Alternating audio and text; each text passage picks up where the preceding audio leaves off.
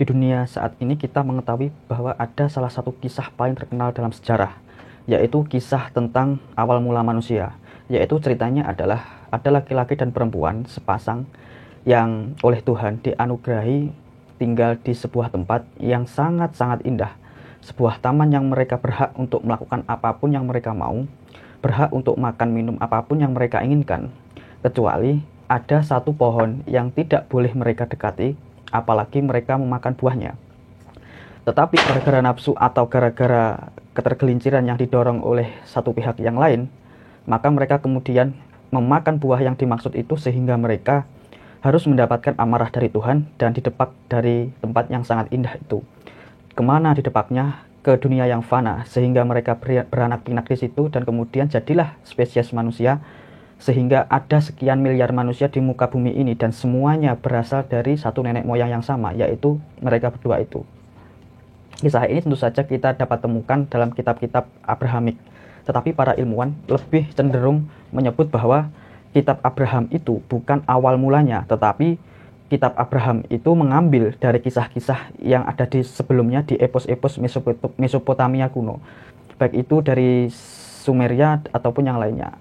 Kalaupun kita mau mencermati, sebenarnya kisah tentang sepasang manusia ini dan kemudian didepak dari surga dan sebagainya itu ada di seluruh dunia. Bahkan di Papua, suku-suku terdalam itu juga menceritakan atau mendapatkan cerita dari nenek moyangnya, cerita yang kurang lebih serupa. Walaupun namanya beda, latarnya beda, dan lain sebagainya, tetapi garis besar ceritanya itu sama, entah bagaimanapun ceritanya. Nah, di episode ini kita akan mengambil salah satu versi yang paling terkenal, yaitu kita ambil dari Perjanjian Baru, khususnya dalam Kejadian yang biasa dipakai oleh orang-orang Kristen dan Yahudi untuk menjelaskan asal-usul mereka, asal-usul manusia. Kenapa harus kita mengambil yang di sini? Karena ada beberapa detail yang saya pikir bisa merangsang imajinasi kita dan merangsang begitu banyak pertanyaan terkait dengan apa yang sesungguhnya terjadi dan apa maksud Tuhan untuk bisa membuat kita ada di sini. Untuk beberapa pertanyaan yang menurut saya agak patut untuk dipertanyakan atau merangsang imajinasi kita, diantaranya adalah misalkan di dalam kitab Kejadian itu dikatakan bahwa Tuhan melarang Adam dan istrinya untuk mendekati pohon itu. Kalaupun pohon itu benar-benar terlarang, kenapa tidak dipagarin? Atau kenapa Adam tidak dibuat agar tidak bisa melihat pohon itu, atau tidak bisa mengindra pohon itu? Atau pertanyaan yang lebih nakal lagi adalah bahwa di dalam kitab Kejadian yang sesungguhnya paling awal mulai berbohong itu adalah Tuhan. Ketika dia mengatakan bahwa Adam, jangan sekali-kali mendekati pohon itu, sebab kalau kamu makan buahnya, maka kamu akan mati. Di situ Tuhan berbohong. Dan kemudian yang pertama kali melakukan kejujuran itu justru adalah setan. Setan berkata kepada Adam dan kepada istrinya, ayo silahkan makan buah dari pohon itu, sebab itu adalah pohon pengetahuan. Kalau kamu makan, maka kamu akan mendapatkan pengetahuan dan serupa dengan Tuhan. Jadi dalam hal ini ada sesuatu yang sangat ironi di mana Tuhan menjadi pihak pertama kali berbohong dan setan menjadi pihak yang pertama kali berkata jujur. Tahu dari mana kita tahu siapa yang bohong dan siapa yang jujur? Karena setelah itu di dalam kitab yang sama itu diuraikan bahwa Tuhan mengkonfirmasi bahwa apa yang dia katakan itu adalah sebuah kebohongan. Misalkan Tuhan berbincang dengan Tuhan yang lain yang pada narasi itu diceritakan ada lebih dari satu. Dia mengatakan, aduh gawat, sekarang manusia itu telah menjadi serupa dengan kita karena dia telah makan buah pengetahuan. Artinya dia mengkonfirmasi kebohongannya. Dan secara empiris juga dikonfirmasi. Maksudnya setelah itu, setelah makan buah itu, Adam bukannya mati seperti yang dikatakan oleh Tuhan, tetapi justru mengetahui bahwa dirinya itu telanjang dan jadi malu dengan hal itu, sehingga dia mengetahui tentang baik dan buruk. Jadi pernyataan setan terkonfirmasi jujur, pernyataan Tuhan terkonfirmasi bohong, atau bahkan oleh Tuhannya sendiri dalam pengakuan itu. Dan yang lebih merangsang otak kita lagi adalah bahwa di situ kemudian Tuhan berkonspirasi bahwa sekarang manusia itu telah menjadi serupa seperti kita. Jadi yuk kita jauhkan dari Taman Eden, jangan biarkan dia makan buah keabadian. Jadi ada pohon pengetahuan, ada pohon keabadian. Kalau makan pohon keabadian, maka dia juga akan menjadi serupa dengan Tuhan. Jadi Adam dan Hawa itu diusir dari Taman Eden bukan gara-gara dia melanggar perintah Tuhan, tapi gara-gara Tuhan takut, Adam malah makan buah keabadian yang membuat dia menjadi serupa dengan Tuhan. Dalam hal ini saya mohon maaf pemirsa kalau misalkan pertanyaan saya itu dianggap terlalu lancang atau terlalu kurang ajar, karena ya memang sudah saya jelaskan sebelumnya di awal video bahwa video ini memang adalah video membahas hal-hal yang mungkin sebagian besar orang dianggap sebagai sesuatu yang kurang ajar. Jadi kita lanjut saja, kita tidak akan menggunakan sebuah spekulasi bahwa teks itu ceritanya adalah sebuah alegori atau metafora atau personifikasi atau hal yang semacam itu. Kita pahami teks-teks itu secara denotatif bahwa ya teksnya memang seperti itu. Pertanyaan lanjutannya adalah misalkan kalau misalkan Tuhan telah mengetahui bahwa Adam pada waktu itu telah melanggar sebuah perjanjian atau kesepakatan dan kemudian malah diusir, kenapa tidak dibunuh saja dan kemudian Tuhan menciptakan Adam yang baru lagi? Bukankah itu jauh lebih aman lagi?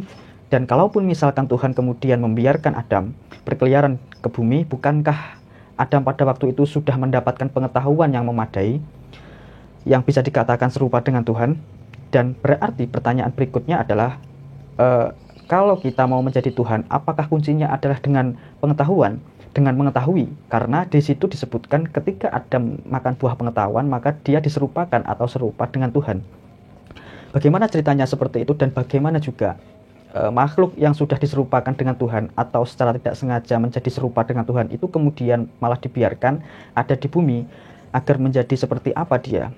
Kenapa bisa seperti itu? Nah, di episode ini kita akan lanjutkan pertanyaan-pertanyaan itu menuju ke pertanyaan yang memasa depan. Jadi, ayo kita bahas.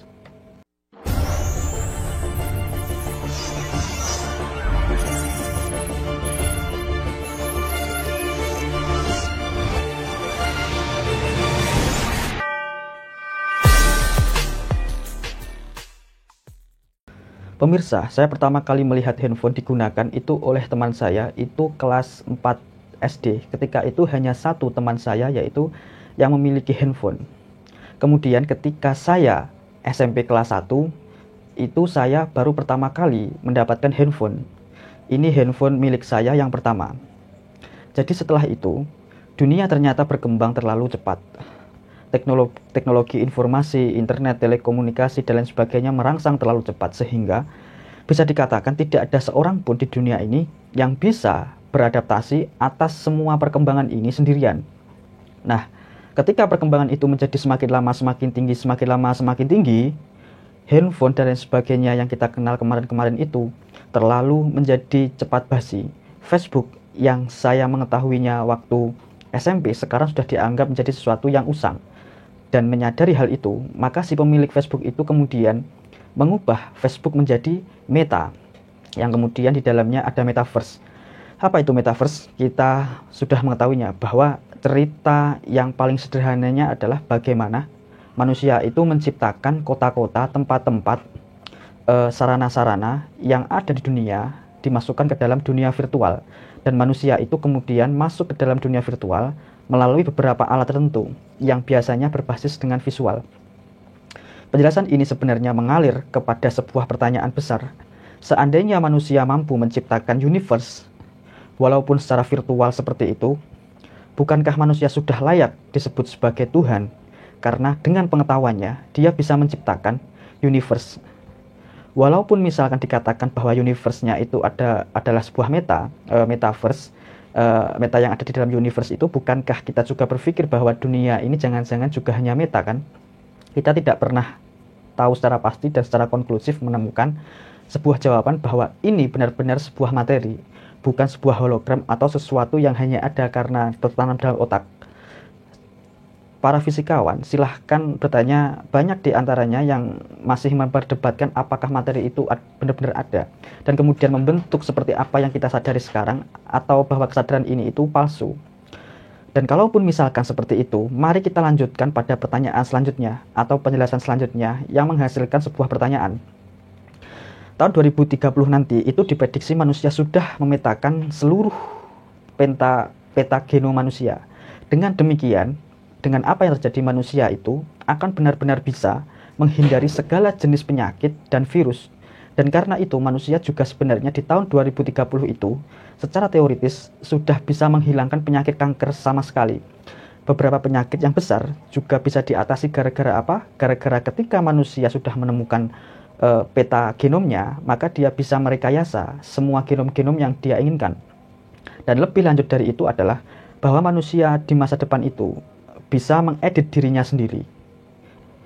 Saya ingin jelaskan sedikit pemirsa, kalau sekarang Muhammad Fattah bisa dirubah menjadi Lucinta Luna, dan Lucinta Luna yang dimaksud itu kepalanya pun masih bisa diperkecil lagi, artinya badannya diedit sepenuhnya, maka di masa depan ketika kode genetik manusia itu sudah terpetakan, manusia itu bahkan bisa diedit sejak dia masih berbentuk zigot.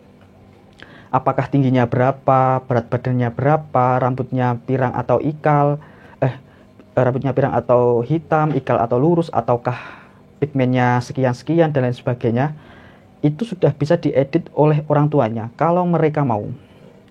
Ini adalah masalah etika sebenarnya, tetapi para ilmuwan bersepakat bahwa itu bisa dilakukan. Dengan kemampuan manusia untuk bisa merekayasa dirinya dan orang lain dan makhluk lain, sebenarnya bahkan manusia sudah selesai dalam menciptakan cloning itu. Cuman masalah etika saja yang belum selesai. Maka bisakah kita mengajukan sebuah pertanyaan bahwa manusia dengan pengetahuannya itu sudah bisa serupa dengan Tuhan? Karena sudah mampu mengedit makhluk hidup sesuka hatinya. Atau misalkan kita lanjutkan terhadap pertanyaan yang lain di bidang yang lain. Misalkan sekarang kita untuk datang dari satu tempat ke tempat yang lain itu tergantung pada ruang dan waktu. Jadi kita harus menempuh suatu ruang tertentu dalam waktu tertentu untuk bisa sampai ke tujuan tertentu. Begitu. Tetapi mode transportasi di masa depan mungkin jauh lebih ekstrim daripada itu. Ketika video ini dibuat, orang-orang barat itu mengupayakan sebuah teknologi yang namanya warp drive. Apa itu warp drive? Jadi ketika orang zaman sekarang itu untuk sampai dari tempat satu ke tempat yang lain, dia harus tergantung dengan ruang dan waktu, maka teknologi warp drive itu menggantikan semuanya. Ruang dan waktunya yang dimampatkan sesuai dengan keinginan kita. Jadi kalau misalkan kita dari Bandung menuju ke Jakarta, kita harus menempuh jalan, maka di masa depan jalan yang dimampatkan dari Bandung ke Jakarta sehingga kita bisa mencapai Jakarta dari waktu yang lebih singkat lagi. Dan teknologi inilah yang di masa depan akan digunakan untuk perjalanan antar galaksi. Ya mungkin pemirsa menganggap ini adalah sesuatu yang konyol, sesuatu yang terlalu fiksi dan lain sebagainya, tetapi Einstein, Hawking, dan semua fisikawan memang sudah mengarahkan teorinya ke sana. Memang ada sejumlah besar dan penghalang di situ, tetapi hanya butuh waktu saja untuk bisa merealisasikan warp drive itu. Nah, teknologi itu sekarang sedang dikembangkan. Nah, kalau misalkan kita sudah merujuk pada pertanyaan itu, penjelasan itu lagi-lagi pertanyaannya adalah, apakah manusia pada saat ini sudah berubah menjadi serupa dengan Tuhan? Karena dia sudah mampu merekayasa ruang dan waktu dengan ilmu pengetahuannya.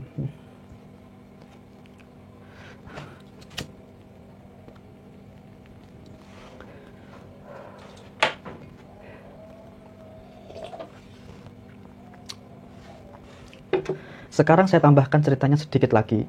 Pemirsa tentu saja mengetahui Elon Musk, dan tentu saja bahwa Elon Musk itu memiliki salah satu perusahaan teknologi yang sangat berpengaruh terhadap masa depan, yaitu Neuralink. Apa itu?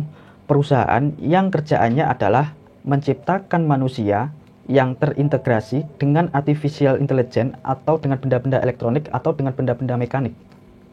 Misalkan, ketika ada seorang yang lumpuh kakinya gara-gara sarafnya di otaknya kejepit atau di tulang belakangnya kejepit dan lain sebagainya, maka Elon Musk sudah menciptakan sebuah chip.